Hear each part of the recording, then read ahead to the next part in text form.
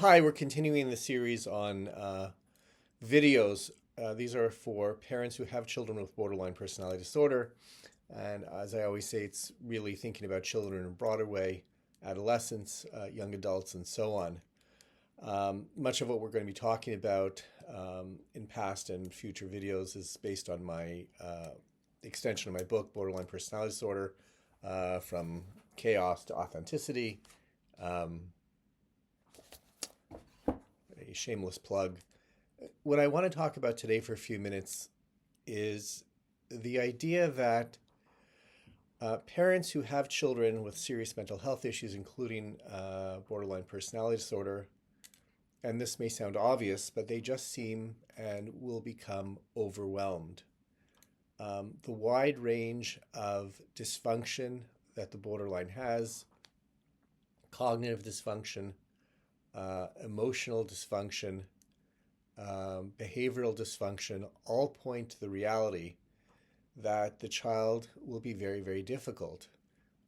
The challenges will include social, academic, interpersonal, and onward and onward. Um, the parents love the child. The parents want the best for the child. We have hopes, we have dreams for our children. Sometimes we have the mistaken belief in serious situations that things will just get better or that kids will grow out of it. And it can become quite overwhelming, physically and emotionally overwhelming for parents. And I've talked about this in other videos where it can be very distracting. You may not have the wherewithal to provide for your own needs, so that you have to really take vacation at times and get away. You may not have the ability or strength to provide for the needs of the other children. Your work may suffer. You may not have time to focus on your hobbies and activities. Your interpersonal, romantic, and sexual relationship with your spouse or partner may become undermined. And the bottom line is one of the most important considerations, therefore, is not to go it alone. That the parents of borderline children should have assistance. Now, there are different kinds of ways to get assistance, and some are obvious. The child should be in therapy. There's the possibility of family therapy. There's psychoeducational support, and many others. One of the things I talked about in my book, and this applies to both the borderline, particularly one who's an adult, but also to parents who have borderline children, is the notion of an executive director or co-manager. And first I want to talk about it in regard to the borderline individual and then the parents, and try to bring it together a little bit. The reality is that almost anybody with cognitive disorder, almost anybody with serious cognitive deterioration is aware that an executive director or co-manager is crucial support to ensure continued independence and personal dignity. Just like a person with dementia benefits from someone helping with decisions while he is still relatively cognitively intact, the borderline should also consider an executive director or co-manager proactively rather than when he finds himself in a position when he is struggling financially and in every other way. Similarly, parents who have borderline children should consider a co-manager, someone to help with executive functioning, decision making, and so on, as a support, as a complement, as a balance to parental decision making and judgment for the borderline child. Sometimes more than one executive helper will be required for the parents. And I'll give you one or two examples. Some borderline children are going to have very serious academic problems and very serious vocational problems.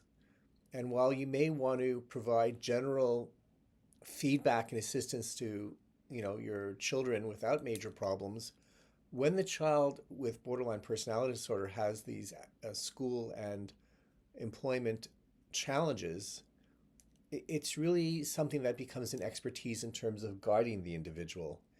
And there are vocational experts, There are academic experts, tutors, and guidance counselors, and so on that assist the individual. Um, One of the parallels I always take is athletes. Athletes, they don't have one coach. They have a coach for, you know, they have a food coach, they have a health coach, they see specialty physicians because they may have particular kinds of injuries that they are prone to. They will have a sports coach for emotional and psychological focus. Similarly, a parent who has a child with borderline personality disorder should consider different coaches to assist the parent in supporting the child in the child's needs. This is an extremely important issue because the parent does not have expertise in all of these different areas. And I'll give you one very basic example as the child's growing, and that's social. We think we can generally guide our children to better social interactions with friends and going to parties and so on.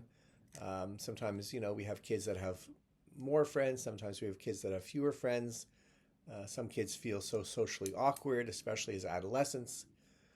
And we try and guide them, give them support, and we say, oh, this is what happened when we were younger. This is how we got through it. These are, some ideas for how to manage when, you're finding it, a bit lonesome in your class or, during lunch hour and so on.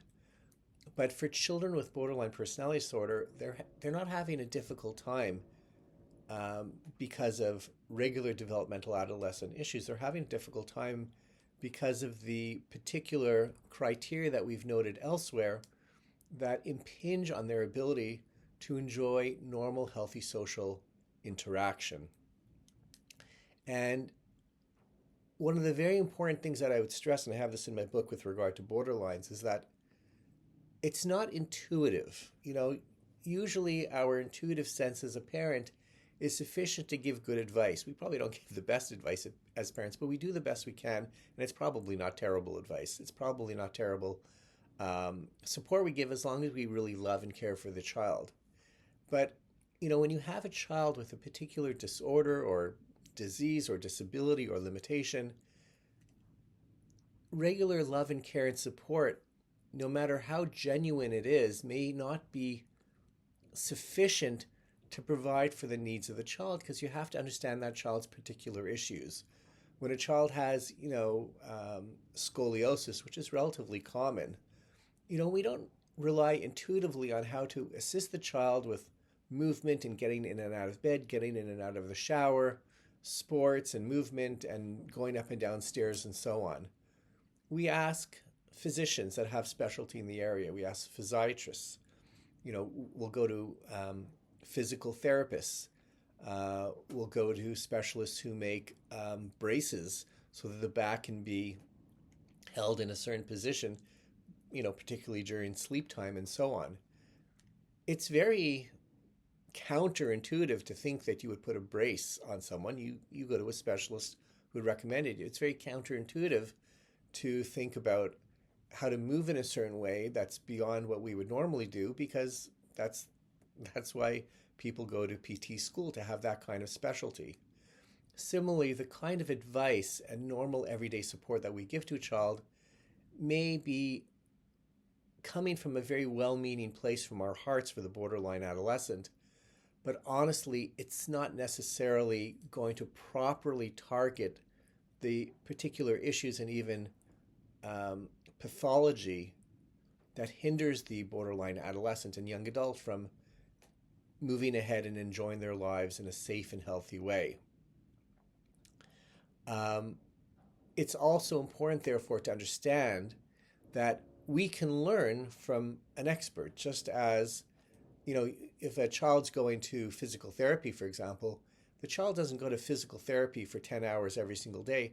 The child goes once or twice or 3 times a week, and then the therapist has recommendations. Similarly, with executive coaches or those that can help as a co-manager for the borderline child, they will provide feedback not just to the child, but to the parents, allowing the parents guidance and ideas and so on. Again, this is not intuitive. Some of it may be, but for the large part, for the most part, it's not intuitive. And we need to defer to others that have particular understanding in this area. And we want to do it relatively early on. We don't want to guess, we don't want to fill in the blanks about what should happen with our children in this area, because when we're making mistakes about executive functioning for our child, it could have serious negative ripple effects that really, unfortunately, direct our child in a way that is not really best for them.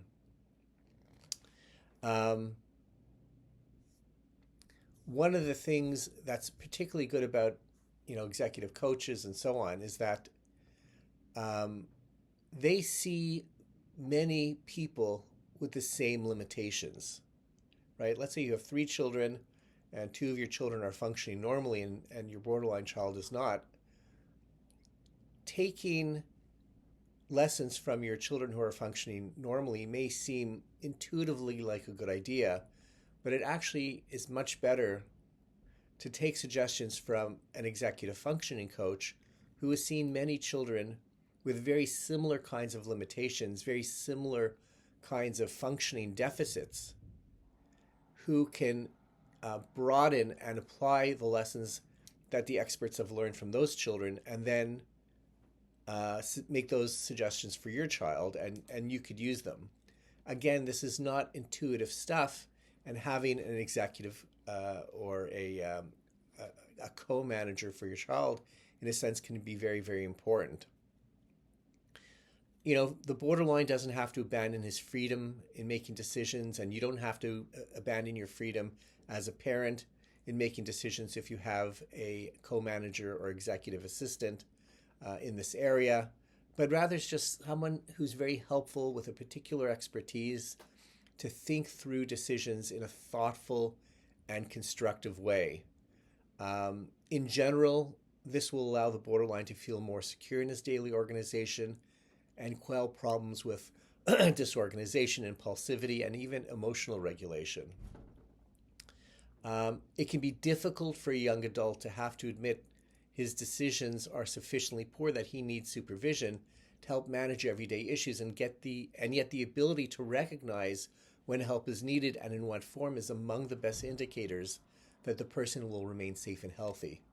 Similarly, it's difficult for a parent to say either to himself or to his partner or spouse, I don't think we necessarily have the tools to provide proper guidance to our child.